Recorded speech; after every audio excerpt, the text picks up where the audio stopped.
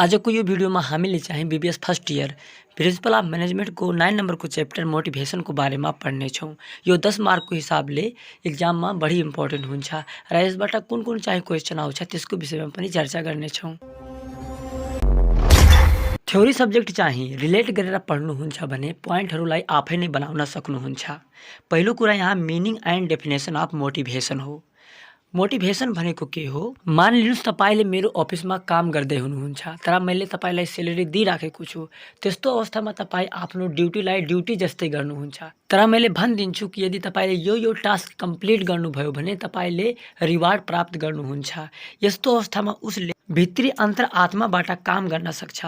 उसँग इच्छा र जागरण उत्पन्न हुन्छ। यसरी चाहिँ मोटिभेसनको विभिन्न प्रकार हुन्छ। विभिन्न तरिकाले मोटिभेसन व्यक्तिलाई दिन सकिन्छ, कर्मचारीलाई दिन सकिन्छ। मोटिभेसन भनेको भित्री अन्तरआत्माबाट काम गर्ने इच्छा, चाहना जागरण गर्ने अवस्थालाई मोटिभेसन भनिन्छ। तपाईहरूले सेमिनार पनि हेर्नुभयो होला। त्यसमा चाहिँ मात्र बोलीले मोटिभेसन दिइराखेका हुन्छन्, जसबाट तपाईको शरीरमा कति जोश र जाँगर आउँछ काम गर्ने। यसरी चाहिँ मोटिभेसन हुन्छ। शरीरभित्र मोटिभेसनले ऊर्जा भरिदिन्छ, जोश र जाँगर भरिदिन्छ, काम गर्ने चाहना बढाइदिन्छ। सबै परिभाषालाई समग्र रूपमा मिलाइदिनु हो भने यसको परिभाषा निस्केर आउँछ उत्प्रेरणा सहायक कर्मचारीहरूलाई संगठनात्मक उद्देश्य प्राप्त गर्नका लागि काम गर्न उत्साहित गर्ने कलालाई मोटिभेसन भनिन्छ। अब चाहिँ अर्को पोइन्ट यहाँ आउँछ फीचर अफ मोटिभेसन, उत्प्रेरणाका विशेषताहरू। पहिलो पोइन्ट हो साइकोलोजिकल प्रोसेस, मनोवैज्ञानिक प्रक्रिया। यसले चाहिँ कर्मचारीहरूलाई भित्री अन्तरआत्माबाट काम गर्ने इच्छालाई जागृत गराउँछ र कर्मचारीहरू चाहिँ विभिन्न तरिकाले चाहिँ उत्प्रेरित हुन्छन्, मोटिभेटेड हुन्छन्। यसरी चाहिँ उनीहरूको लागि विभिन्न तरिकाले उत्प्रेरणा दिने गरिन्छ। दोस्रो पोइन्ट हो नियमित प्रक्रिया, कन्टिन्यू प्रोसेस। एक महिना सेलेरी दिने अर्को महिना सेलेरी नदिने भने काम गर्ने इच्छा हुँदैन। रिवार्ड सिस्टम नहुने अनि चाहिँ बोनस नहुने, निरन्तर रूपमा भने कुनै पनि कर्मचारी काम गर्न रुचाउँदैन। यसरी चाहिँ यो निरन्तर प्रक्रिया हो। तेस्रो पोइन्ट हो जटिल तथा भविष्यवाणी गर्न नसक्ने।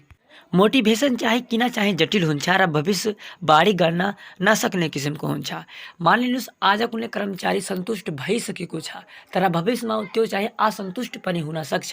यसरी चाहिँ बदल्दो परिस्थिति अनुसार उनीहरूलाई मोटिभेसनको तौर तरिकालाई पनि बदल्नु पर्छ र चाहिँ उनीहरूलाई कुशल मोटिभेसनको व्यवस्था पनि गर्नु पर्दछ। चौथो पोइन्ट हो सर्वव्यापी कार्य।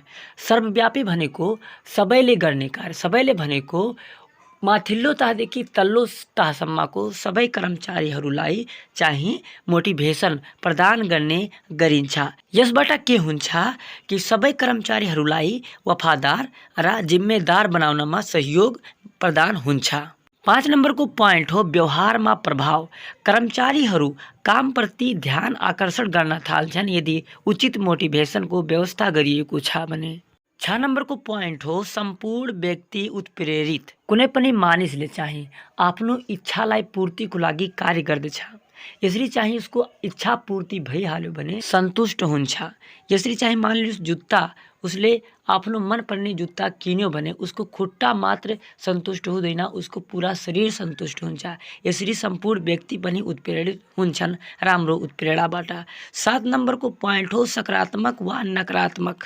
सकारात्मक मोटिभेसन भनेको त्यसलाई पुरस्कार दिने, प्रोत्साहन दिने, मौद्रिक वा गैर मौद्रिक हुन सक्छ, कुनै पनि व्यक्तिलाई मोटिभेट गर्ने। तर नेगेटिभ चाहिँ मोटिभेसन भनेको सजाय दिने, तलब घटाउनु, जागिरबाट हटाउनु, धम्की दिनु, त्यो हो चाहिँ नेगेटिभ मोटिभेसन हो। अब चाहिँ आउँछ इम्पोर्टेन्स अफ मोटिभेसन, उत्प्रेरणाको महत्त्व। पहिलो महत्त्व हो नाफा हुने कार्य गर्ने। जब कर्मचारी उत्प्रेरित हुन्छ, इच्छा हुन्छ, जागर हुन्छ उसँग, त्यसपछि उसले आफ्नो कामलाई जिम्मेदारीको साथले सम्पन्न गर्दछ र कार्यलाई आफ्नो कार्य सम्झेर त्यसलाई बढी महत्त्व दिन्छ र नाफा अधिकतम पार्ने प्रयास गर्दछ। दोस्रो हो उच्च उत्पादकत्व, हाई लेभल अफ प्रोडक्टिभिटी। जब कर्मचारीहरू मोटिभेटेड हुन्छन् भने उनीहरूले कार्यहरूलाई बढी र बेहतर ढङ्गले गर्ने गर्दछन् र यस प्रकारले चाहिँ उत्पादन पनि वृद्धि हुन्छ। तेस्रो चाहिँ महत्त्व हो परिवर्तनको स्वीकार। के हुन्छ वातावरण र परिस्थिति अनुसार सङ्गठनको लक्ष्यलाई परिवर्तन गर्नुपर्छ, कार्यहरूलाई परिवर्तन गर्नुपर्छ। त्यस्तो अवस्थामा के हुन्छ कार्यप्रणालीलाई परिवर्तन गर्नुपर्छ। तर कुनै युनियन हुन्छ कर्मचारी युनियन जसले चाहिँ परिवर्तनको विरोध गर्दछ। तर जब कर्मचारी मोटिभेटेड हुन्छ भने त्यो चाहिँ परिवर्तनलाई स्वीकार गर्दछ र त्यसै अनुरूप कार्यलाई गर्ने गर्दछ। चौथो नम्बर हो मानव संसाधनको प्रभावकारी उपयोग, effective use of human resources. जब कर्मचारीहरू मोटिभेटेड हुन्छन् सबै कर्मचारीहरूलाई प्रभावकारी ढङ्गले उनीहरूलाई उपयोग गर्न सकिन्छ। 5 नम्बर हो कर्मचारी सन्तुष्टि। कर्मचारी के हुन्छ सेटिस्फाइड हुन्छ। फेरि विवाद हडतालमा कमी।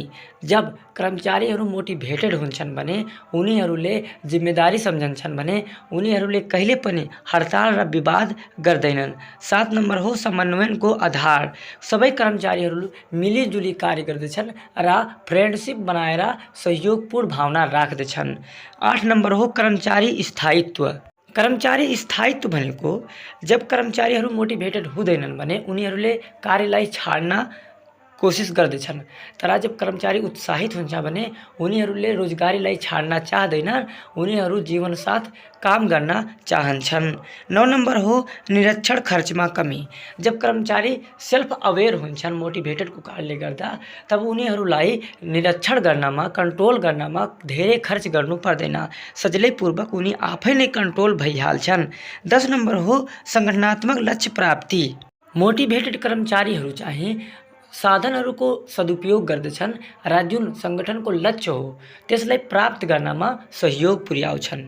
अब चाहिँ आउँछ थ्योरी अफ मोटिभेसन। यहाँबाट यो पार्टबाट चाहिँ इक्जाममा सोध्ने क्वेसन हो। यो थ्योरीहरू चाहिँ इक्जाममा सोध्ने गरेको हुन्छ, त्यही भएर त्यसलाई पनि राम्रोसँग पढ्नु होला। अब हेर्नुहोस्, धेरै व्यवस्थापनविद्हरूले उत्प्रेरणाहरूको बारेमा गहन अध्ययन गरेका छन्, जसमा पहिलो नाम हो अब्राहम मस्लो र दोस्रो नाम हो फ्रेडरिक हर्जबर्ग। अब्राहम मस्लो चाहिँ आवश्यकता श्रृङ्खला सिद्धान्त बताएका छन् र फ्रेडरिक हर्जबर्गले चाहिँ 2 तत्व सिद्धान्त बताएका छन्। अब पहिलो चाहिँ अब्राहम मस्लोको सिद्धान्तमा हामीले कुरा गरौँ, जसमा आवश्यकता श्रृङ्खला सिद्धान्त निड हायरार्की थ्योरीको बारेमा भनेका छन्। यसमा के हुन्छ निड हायरार्की थ्योरीमा अब्राहम मस्लोले के भनेका छन्, मानिसका आवश्यकता र उद्देश्यहरू अनगिनत हुन्छ अनि चाहिँ आवश्यकताको श्रृङ्खला हुन्छ। यसको अर्थ सबभन्दा बढी जरुरत हुने बाँच्नको लागि जिउनको लागिदेखि लिएर आत्मसन्तुष्टि र विलासी आवश्यकतासम्म एउटा श्रृङ्खला झै हुन्छ। र तेस्रो के भनेका छन्, असन्तुष्ट आवश्यकताले कर्मचारीलाई उत्प्रेरित गर्दछ। अनि चाहिँ 4 नम्बरमा के भनेका छन्, मानिसले विकास र विस्तार चाहन्छ। जहिले पनि मानिस इन्भल्भ हुन चाहन्छ, आफ्नो धन सम्पदालाई बढाउन चाहन्छ। यो तपाईँले 7-8 क्लासमा पनि पढ्नु भएको होला। यो चाहिँ नयाँ कुरा होइन, त्योलाई मात्र रिमेम्बर एकचोटि गर्नुपर्छ। अब हेर्नुहोस्, यहाँ आवश्यकताका श्रृङ्खला देखाइएको छ, जसमा पहिलो आवश्यकता हो शारीरिक आवश्यकता। शारीरिक अवस्था भनेको जो चाहिँ बाँच्नको लागि जिउनको लागि खानपानको लागि हुने आवश्यकता हो। दोस्रो चाहिँ आवश्यकता हो सुरक्षा आवश्यकता, सिक्युरिटी सेफ्टी निड। यसमा कर्मचारी चाहिँ कुनै किसिमको डर त्रास धम्की हुनु हुँदैन, अर्थात् एक किसिमले इन्डिपेन्डेन्स र फ्रिडम हुनुपर्छ र स्वतन्त्र र सुरक्षित हुनुपर्दछ। त्यो हो सुरक्षा आवश्यकता दोस्रो चरणमा। तेस्रो माथितिर जाने हो भने सामाजिक आवश्यकता पर्दछ। सोसल निड भनेको के हो, समाजको तौरले माया ममता र उनीहरूसित संलग्नता हुनुपर्दछ। त्यस कारणले के हुन्छ, उनीहरू धेरै नै सन्तुष्ट फिल गर्दछन् र उत्पादकत्व वृद्धि गर्न चाहन्छन्।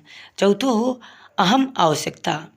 स्टिम निड्स भनेको के हो, यसमा व्यक्तिले उच्चताको आवश्यकताको खोजी गर्दछ, जसमा चाहिँ आत्मसम्मान, स्वतन्त्रता, उपलब्धि, ओहदा, सम्मान र शक्ति पावरको आवश्यकता राख्दछ, मान सम्मानको आवश्यकता राख्दछ, पुरस्कारको आवश्यकता राख्दछ।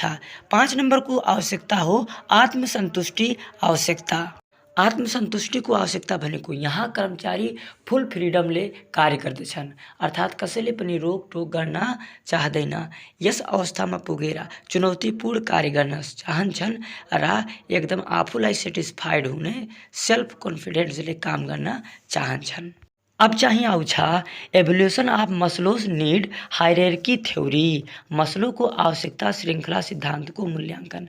मस्लोको त्यो सिद्धान्त सही छ कि गलत छ, अब चाहिँ यहाँ हेरौँ। पहिलो चाहिँ हो युजलेसनेस अफ द थ्योरी, सिद्धान्तको उपयोगिताको बारेमा पहिला जानौँ।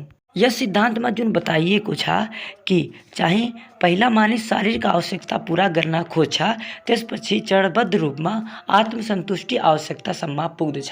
यो कुरा चाहिँ सत्य हो र चाहिँ कुनै कुनै ठाउँमा यहाँ चाहिँ ध्रुत सत्य अर्थात् केही विचार चाहिँ गलत पनि साबित हुन्छन्।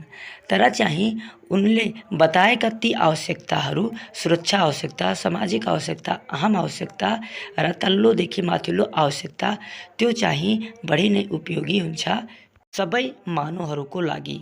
अब चाहिँ आउँछ त्यसको उपयोगितापछि criticism of needs hierarchy theory, आवश्यकता श्रृङ्खला सिद्धान्तका आलोचनाहरू, कमी कमजोरीहरू के रहेको छ मस्लोको ती सिद्धान्तमा।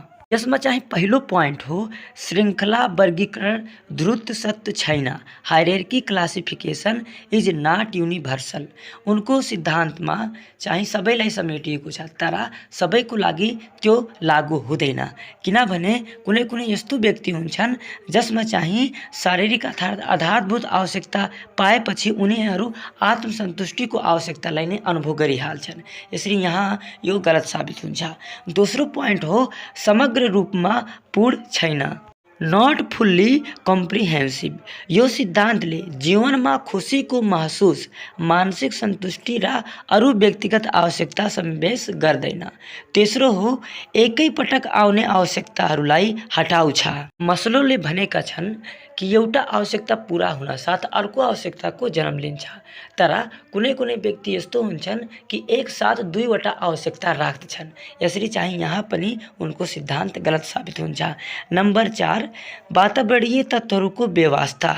उनले चाहिँ वातावरणीय तत्त्वलाई व्यवस्था गरेका छन् जसमा अलग अलग देशहरूको आर्थिक स्तर अलग अलग हुन सक्छ, अलग अलग परिस्थिति हुन सक्छ र जीवनशैली फरक फरक हुन्छ। यसरी चाहिँ फरक फरक माग पनि हुन सक्छ। यसरी चाहिँ यो युनिभर्सल फ्याक्टर होइन। 5 नम्बरको हो जटिल मानवीय व्यवहारलाई व्यवस्था गर्दछन्, इग्नोरेन्स कम्प्लेक्स ह्युमन बिहेभियर। सबै मानव चाहिँ एक नासको हुँदैन, उनीहरूको आदत व्यवहार फरक फरक हुन्छ जसमा चाहिँ फरक फरक किसिमको निड्स पनि हुने गर्दछ, त्यसलाई व्यवस्था गरेका छन्। यहाँ पनि उनको सिद्धान्त गलत हुन्छ, यसलाई बुझ्नु होला तपाईहरूले आफै नै। जस्तै कि जटिल मानवीय व्यवहार हुन्छ अनि वातावरणीय तत्त्व हुन्छ, एकैपटक आवश्यकतालाई हटाउँछ अर्थात् दुईवटा आवश्यकता पनि राख्छ व्यक्तिहरूले हैन। अनि श्रृङ्खला वर्गीकरण चाहिँ सत्य छैन, यस्तै चाहिँ तपाईँले आलोचना पनि लेख्न सक्नुहुन्छ। अब चाहिँ अर्को सिद्धान्त आउँछ जसले फ्रेडरिक हर्जबर्गले दिएका छन्, जुन थ्योरीलाई टु फ्याक्टर थ्योरी, दुई तत्त्व सिद्धान्त भनिन्छ। फ्रेडरिक हर्जबर्गले चाहिँ यो सिद्धान्त लेखेका हुन्। उनले चाहिँ यो सिद्धान्त कसरी लेखेका छन्, 200 इन्जिनियर तथा लेखापालसँग अन्तर्वार्ता इन्टरभ्यू गरेर यो निष्कर्ष निकालेका छन् कि चाहिँ आवश्यकता कुन कुन प्रकारको हुन्छ, जसमा उनले 2 भागमा वर्गीकरण गरेका थिए। पहिलो हो आरोग्य तत्त्व हाइजिन फ्याक्टर र दोस्रो हो उत्प्रेरक तत्त्व मोटिभेटिङ फ्याक्टर।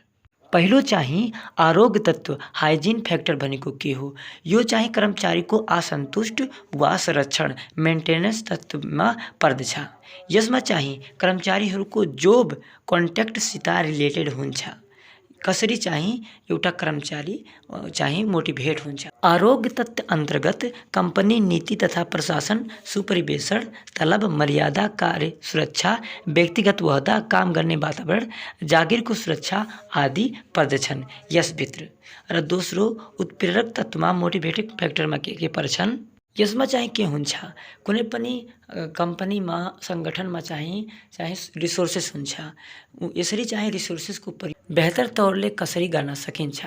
जस्तै कि मान लिनुहोस् कुनै कर्मचारीहरूले चुनौतीपूर्ण र आफ्नो लेभलभन्दा बढीको कार्यलाई गर्न चाहन्छ।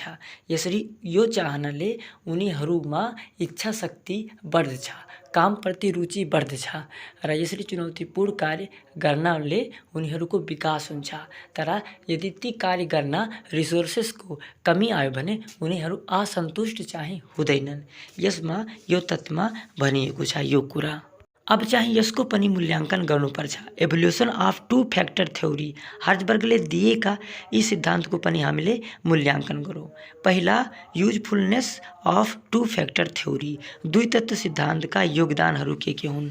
उनको यो सिद्धान्तले चाहिँ कर्मचारीहरूलाई उत्प्रेरणा गर्दैन, यिनले केवल असन्तुष्ट हुनबाट बचाउँछन्। अब हेरौँ विस्तारले। हार्जबर्गले पहिलो पटक कर्मचारी उत्प्रेरणाको बारेमा अध्ययन अनुसन्धान गरे। तलब ज्याला र अन्य थप वित्तीय सुविधाले मात्र कर्मचारीहरूलाई उत्प्रेरित गर्न सकिँदैन।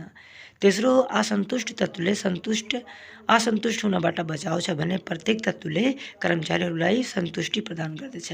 यो सिद्धान्तले कार्य पुनर्संरचना र रुचिपूर्ण कार्यमा जोड दिन्छ। यो सिद्धान्त अनुसार कार्य सन्तुष्टि जोब सेटिस्फ्याक्सन, कार्य असन्तुष्टि जोब डिससेटिस्फ्याक्सनको उल्टो होइन। अब चाहिँ हेरौँ दुई तत्त्व सिद्धान्तको अवलोचना। Criticism of two factor theory, यसको के कमी कमजोरी रहेको छ। हार्जबर्गले इन्जिनियर र लेखापालको मात्र परीक्षण गरी निष्कर्ष निकालेका छन्, तर उनीहरूले मात्र इनफ हुँदैन, सबैसित के गर्नुपर्छ, मूल्याङ्कन गर्नुपर्छ। उनले आफ्नो अध्ययनमा एकदमै राम्रो र एकदमै नराम्रो स्थितिको बारेमा प्रश्न सोधेका थिए। यसले मानिसहरूलाई उत्तर दिँदा पक्षपाती बनाउन सक्छ। तेस्रो, सन्तुष्टि र कार्य सम्पादनका बीच प्रत्यक्ष कारण असर सम्बन्ध नहुन सक्दछ। चौथो हो, यो सिद्धान्तले मात्र जोब प्रमोसनलाई र जोब सिक्युरिटीलाई फोर्स गर्दछ, तर यो हुँदैन। जोब सिकाउनुपर्छ र स्किल पनि दिँदै गर्नुपर्दछ। कार्यसूची तत्त्व, जोब कन्टेन्ट फ्याक्टर र कार्य सन्दर्भ तत्त्व, जोब कन्टेक्स्ट फ्याक्टर बीच भिन्नता ल्याउन गाह्रो हुन्छ, किनकि धेरै परिस्थितिहरूमा कार्य सन्दर्भ तत्त्वले कर्मचारीहरूलाई सन्तुष्टि पैदा गर्दछ। अब चाहिँ कम्पेरिजन गरौँ दुवै चाहिँ व्यवस्थापकविदहरूको। Comparison between Maslow and Herzberg. पहिलो हो समानता। दुवैको समानता के हो, सिमिलरिटिज के हो। मस्लो र हार्ट्जबर्ग दुवैले कर्मचारी उत्प्रेरणामा आवश्यकताको महत्त्व ओर्लाएका छन्। दुवैजना चाहिँ कर्मचारीको महत्त्वलाई दिएका छन्। मस्लोको शारीरिक सुरक्षा र सामाजिक आवश्यकता हार्ट्जबर्गको असन्तुष्टि तत्त्वसँग समान छ। अब हेरौँ भिन्नताहरू के हो, डिससिमिलरिटीहरू के हो। मस्लो मानवीय आवश्यकतालाई 5 तत्त्वमा वर्गीकरण गरेका छन्। मस्लो चाहिँ 5 तत्त्वमा वर्गीकरण गरेका छन्, तर हार्ट्जबर्गले मात्र 2 तत्त्वमा वर्गीकरण गरेका छन्। यो हो भिन्नता चाहिँ। अब चाहिँ आउँछ अर्को टपिक, यो पनि इक्जामको बेसिसले इम्पोर्टेन्ट हुन्छ। यसबाट पनि क्वेसनहरू सोध्ने गरेको हुन्छ। Reward system to motivate performance, कार्य सम्पादन उत्प्रेरणाका लागि पुरस्कार प्रणाली। कुन पुरस्कार प्रणाली अवलम्बन गरेर कर्मचारीहरूलाई उत्प्रेरणा दिन सकिन्छ, उनीहरूलाई मोटिभेट गर्न सकिन्छ। अब चाहिँ बुझो रिवार्ड के हो। कार्य सम्पादन गरे बापत कर्मचारीहरूलाई जब कार्य पूर्ति भइहाल्छ, पुरा भइहाल्छ, त्यो गरे बापत कर्मचारीहरूलाई दिने भौतिक तथा मनोवैज्ञानिक प्रतिफललाई पुरस्कार भनिन्छ। भौतिक भनेको मुद्रा दिएर, पैसा दिएर, केही गिफ्ट दिएर, तर मनोवैज्ञानिक भनेको केही सर्टिफिकेट दिएर, केही अवार्ड्सहरू दिएर उनीहरूलाई मोटिभेट गर्न सकिन्छ। त्यो हो रिवार्ड सिस्टम। यहाँ चाहिँ रिवार्ड सिस्टमलाई वर्गीकरण गरिएको छ। कति प्रकारको रिवार्ड हुन्छ। पहिलो हो बाह्य पुरस्कार, एक्सट्रिन्सिक रिवार्ड। बाह्य पुरस्कारमा के पर्दछन् भनेपछि जोब पुरा भइसकेपछि, जोब कन्टेस्ट, जोबको टास्कहरू पुरा भइसकेपछि उनीहरूलाई दिने वित्तीय तथा गैर वित्तीय पुरस्कार हो, जसमा तलब भत्ता, थप सुविधा, जागिरको स्थायित्व, राम्रो कार्य गर्ने वातावरण, मद्दतपूर्ण निरीक्षण, ओहदा, शक्ति, पदोन्नति दिने गरिन्छ। दोस्रो हो आन्तरिक पुरस्कार, इन्ट्रिन्सिक रिवार्ड। आन्तरिक पुरस्कार भनेको के हो, यो चाहिँ कुनै प्रकारको वित्तीय र गैर वित्तीय उनीहरूलाई पुरस्कार दिने गरिँदैन। उनीहरूले आफ्नो क्षमता जति जानेका छन्, जति सिप उनीहरू रहेको छ कर्मचारीहरूमा, त्यो यदि पूर्ति गरिदिन्छन्, उनीहरू त्यो कार्य सम्पन्न गरिदिन्छन् भने उनीहरूले सेल्फ मोटिभेट हुन्छन्। उनीहरूले आफै खुसी भइहाल्छ कि मैले यो टास्क कम्प्लिट गरेँ, यो चाहिँ हो आन्तरिक पुरस्कार। अब चाहिँ अर्को टाइप आउँछ financial and non financial reward. पहिलो हो फाइनेन्सियल रिवार्ड। वित्तीय पुरस्कार भनेको के हो, जब कर्मचारीहरूले आफ्नो कार्य सम्पादन गर्दछन् उनीहरूलाई तलब भन्दा थप चाहिँ वित्तीय प्रोत्साहन गरिन्छ भने त्यो हो चाहिँ वित्तीय पुरस्कार। गैर वित्तीय पुरस्कार भनेको के हो, जसमा चाहिँ वित्तीय तौरले कुनै पनि प्रकारको चाहिँ रिवार्ड दिने गरिँदैन। उनीहरूलाई मात्र मान सम्मान दिने गरिन्छ, सहभागिता गराइन्छ, स्वतन्त्रता दिन्छ, प्रगतिको अवसर दिन्छ र सहयोगी नेतृत्व बनाउँछन् र निरीक्षण गर्ने कार्यमा संलग्न बनाउँछन्। यो हो गैर वित्तीय। अब चाहिँ यहाँ हेर्नुहोस् अर्को टपिक आउँछ इनिसियल्स अफ इफेक्टिभ रिवार्ड। प्रभावकारी पुरस्कार प्रणालीका विशेषता। प्रभावकारी जब पुरस्कार प्रणाली हुन्छ तो त्यसको विशेषताहरू के को हो, पहिलो हो आवश्यकताको सन्तुष्टि। जब राम्रो रिवार्ड सिस्टम दिने गरिन्छ भने उनीहरूको आवश्यकताको असन्तुष्टि हुन्छ। त्यसपछि हो कार्य सम्पादनसँग सम्बन्धित इफर्ट रिवार्ड रिलेसन। कार्य सम्पादन र पुरस्कार अन्तर सम्बन्धित हुन्छन्। कर्मचारीहरूलाई उनीहरूको उपलब्धि वा कार्य सम्पादन अनुसार पुरस्कार गर्नुपर्दछ। फेरि हो समानता। समानतामा के पर्दछ, कुनै स्टाफलाई बढी स्यालेरी दिने, कुनै स्टाफलाई कम दिने, त्यस्तो इनइक्वालिटीको कारणले गर्दा कर्मचारीहरूको मनोवृत्ति ध्वस्त हुन्छ, घट्दछ। यसरी समान रूपले सबैलाई ट्रिट गर्नुपर्छ। चौथो हो लागत प्रभावकारिता, कस्ट इफेक्टिभ। पुरस्कारको लागत कम हुनुपर्दछ तर पुरस्कारबाट कर्मचारीहरूले पाउने लाभ बढी हुनुपर्दछ। 5 नम्बर हो पुरस्कार र विधिमा विविधता। अब चाहिँ हेर्नुहोस् अर्को topic techniques of employee motivation.